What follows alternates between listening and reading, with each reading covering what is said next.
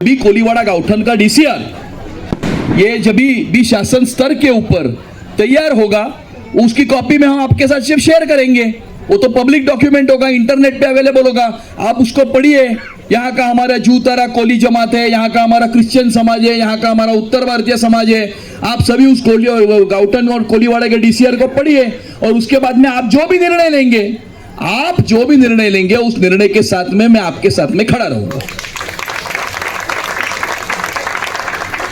आपके साथ में मैं खड़ा रहूंगा और इसीलिए मैं आपको इस मंच से आश्वस्त करना चाहता हूं कि आप किसी भी प्रेशर में ना आए, आप किसी भी जोर जबरदस्ती में ना आए। मैं पूरी ताकत के साथ आपके साथ में मैं खड़ा हूं, पूरी ताकत के साथ। और दुनिया की कोई भी ताकत मुझे आपके साथ खड़ा होने से रोक सकती। हाँ, और उसके लिए मुझे कोई भी कीमत अगर चुकानी पड़े तो वो कीमत चुकाने के लिए मैं तैयार। यही हुआ और हमारी वो झू गली में भी यही हुआ। ये क्या करते हैं, ये सर्वे करते हैं। सर्वे करने के बाद आपके पेपर लेते हैं, आपके पेपर लेने के बाद एनेक्शर 2 बनाते हैं। एनेक्शर 2 बनाने के बाद स्कीम सबमिट करते हैं। एसआरए में इनको स्कीम करनी होती नहीं है, आगे का बताता हूं मैं। पेपर एक बार सबमिट किया, स्कीम सबमिट की, तो ये क्या बताते हैं कि इतने चौरस मीटर का प्लॉट है, इसके ऊपर इतने घर है, इतने घर का हमको इतना एफएसआई मिलेगा, मैं इतना सेल का माल मेरा बनेगा, ये प्रोजेक्ट मैं करूंगा, इतना सेल का माल है, 2000 करोड़ 3000 करोड़ लोन लेते।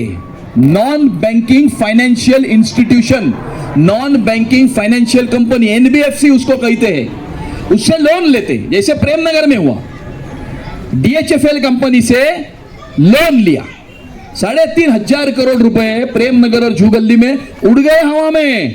एक घर नहीं बना, 700 लोग घर के बाहर है, घर भी नहीं है, 5 साल से भाड़ा भी नहीं है। तो इन्होंने क्या किया, इन्होंने लोन उठाया एनबीएफसी से।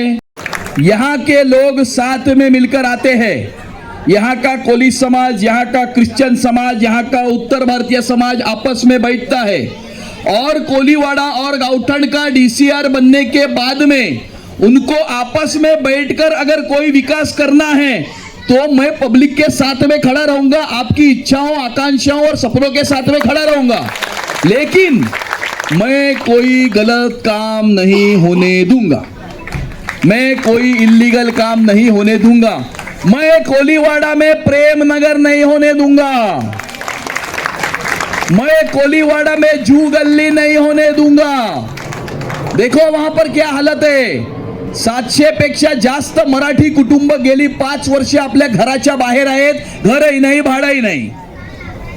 जू गल्ली में देखो कितने लोग अपने घर के बाहर है बेचारे, वो गोरेगांव में राम मंदिर में रहते, एमएमआरडीए की बिल्डिंग में घर तोड़ दिए, भाड़ा भी नहीं है पिछले 5 साल से। अभी हमारी सरकार ने वहां पर 3K और एमनेस्टी स्कीम के मार्फत, पीरामल के मार्फत दूसरे डेवलपर को अपॉइंट किया है और उस एसआरए स्कीम को भी हम वहां पर कार्यान्वित कर रहे हैं। इन्होंने बहुत कोशिश की। तो डीसीआर जो है वो बनाने के लिए हमने मांग की, विधानसभा में मांग करने का शासन ने कहा हम डीसीआर करेंगे। शासन के स्तर के ऊपर कोलीवाड़ा गाउठन का डीसीआर बनाने की प्रक्रिया शुरू है। अभी डीसीआर बनाने की प्रक्रिया कोई ऐसा नहीं ना कि एक आज पेन लेके बैठ गए, लिख दिया और हो गया।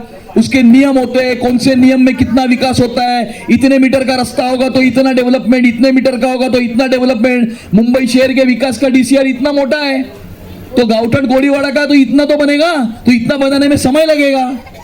तो काम वहां पर शुरू है, आने वाले 2-3 महीने में कोलीवाड़ा और गाउठन का डीसीआर भी बन जाएगा।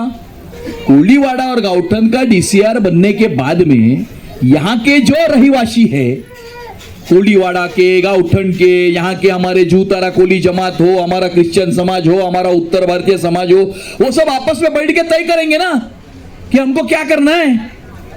वो सरकार की नियमावली बनेगी। सकते एसआरए जो है वो दूसरे जगह पे हो सकता है, लेकिन यहां पर एसआरए नहीं हो सकता क्योंकि इस जमीन का कोलीवाड़ा गाउठन करके सीमांकन हुआ है। और कोलीवाड़ा गाउठन करके अगर सीमांकन हुआ है तो यहां पर कोलीवाड़ा और गाउठन के डीसीआर के अनुसार ही विकास होगा, एसआरए के नियमों के अनुसार विकास नहीं होगा। अगर यह कोई आपको कह रहा है तो आपको उल्लू बनाने की कोशिश कर रहा है, और क्यों उल्लू बनाने की कोशिश कर रहा है वो भी मैं आपको बताता हूं।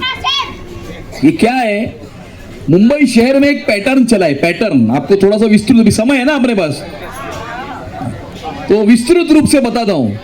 तो जो अपने घर में बैठ के छुप छुप के सुन रहे हैं ना, उन तक भी मेरी आवाज पहुंच जाएगी, उन तक भी मेरी आवाज पहुंच जाएगी। तो कोलीवाड़ा और गाउठन का जो डीसीआर बनाने की प्रक्रिया शुरू है, अभी ये पैटर्न क्या है मुंबई का पैटर्न, ये प्रेम नगर है ना, स्कीम करने वाले हैं, लोन उठाया और वो पैसा गमन करते हैं, ये स्कैम है, ये फ्रॉड है। तो यहां पर उनको भी मालूम है कोलीवाड़ा गाउठन में एसआरए का नियम नहीं लग सकता, कोलीवाड़ा गाउठन में कोलीवाड़ा गाउठन का डीसीआर लगेगा। तो आपको ये क्यों ऐसा बोल रहे हैं? ये आपको इसलिए बोल रहे हैं ताकि आपके पेपर जमा करें, आपके पेपर जमा करके स्कीम बनाए, स्कीम बना के स्कीम एसआरए में सबमिट करें। स्कीम सबमिट करने के बाद कोई ना कोई एनबीएफसी में जाएंगे, एनबीएफसी से पैसा उठाएंगे आपके नाम पर, आपके पेपर के नाम पर, और वो पैसा छू मंतर।